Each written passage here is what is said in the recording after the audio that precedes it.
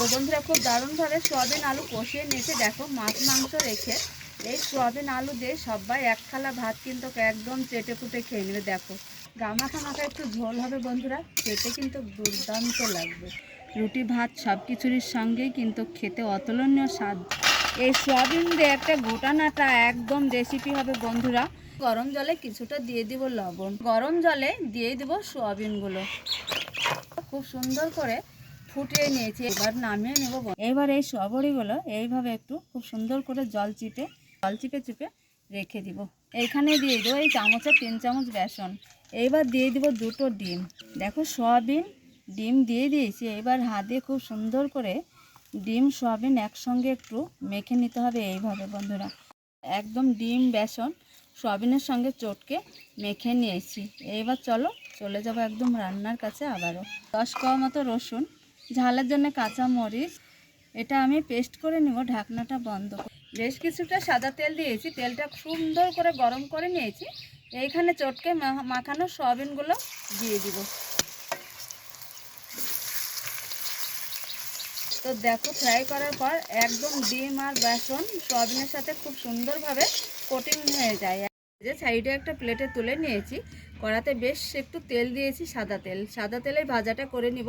এইখানে দিয়ে দেবো একটু আলু বন্ধুরা, সামান্য একটু হলুদ, সামান্য একটু লবণ, সুন্দর করে ভেজে নেব।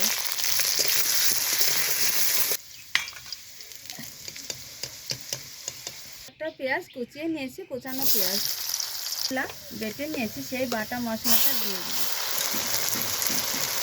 এইবার দিয়ে দেবো বন্ধুরা কাঠ মশলা, ছোটো এলাচ, দারচিনি, লবঙ্গ একসঙ্গে বেটে নিয়েছি আগেই আমি। সামান্য একটু ধনের গুঁড়ো, জিরের গুঁড়ো, হাফ চা চামচ হলুদ গুঁড়ো, একটা ছোট্ট তেজপাতা, অল্প একটু আগে জল দিয়ে দিব। খুব সুন্দর করে আগে কষিয়ে নিই। দিয়ে দেবো এইখানে লাল একটু লঙ্কা গুঁড়ো, দিয়ে দেবো শুকনো লঙ্কা গুঁড়ো, এটা ঝালের জন্য। মশলা যত ভালো করে কষানো হয় রান্না রেসিপি খেতে ততটাই ভালো লাগে বন্ধুরা।